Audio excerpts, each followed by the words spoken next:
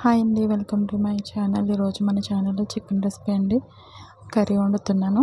ముందుగా శుభ్రంగా క్లీన్ చేసుకున్న చికెన్ తీసుకున్నాను 1 కిలో. దానిలో 3 స్పూన్లు కారం, 1 స్పూన్ పసుపు, కొంచెం తగినంత ఉప్పు, అల్లం వెల్లుల్లి పేస్ట్ వేసుకుని బాగా కలిపేసుకొని పక్కన పెట్టేసుకున్నానండి. ఒక పావు గంట. ఇప్పుడు వచ్చేసి ప్యాన్ పెట్టుకొని ఆయిల్ వేసుకుని దానిలో ఆనియన్స్ వేసుకున్నాను. ఇవి వచ్చేసి బాగా ఫ్రై అయిన తర్వాత బాగా బ్రౌన్ కలర్లోకి వచ్చే వరకు ఈ విధంగా ఫ్రై చేసుకోవాలండి. ఈ విధంగా ఫ్రై అయిన తర్వాత అల్లం వెల్లుల్లి పేస్ట్ ఆల్రెడీ మనం చికెన్లో వేసి మ్యాగ్నేట్ చేసి పెట్టుకున్నాం కదా, దీనిలో కూడా కొంచెం వేసుకుని ఫ్రై చేసుకుంటే చాలా బాగుంటుంది.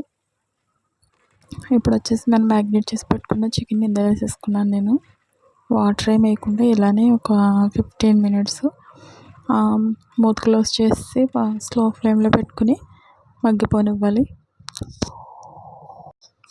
కాసేపు స్లో ఫ్లేమ్లోనే పెట్టుకోవాలండి. మూతను ఈ విధంగా క్లోజ్ చేసి పెట్టేసుకోవాలి. ఇప్పుడు తీసి ఒకసారి తిప్పుకొని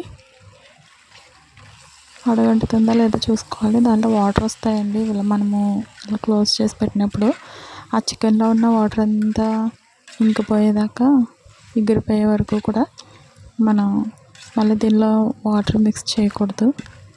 అప్పుడే చికెన్ అనేది టేస్ట్ వస్తుంది. అల్లం వెల్లుల్లి పేస్ట్, ఉప్పు, కారం అవన్నీ దానికి పట్టి సరేనండి.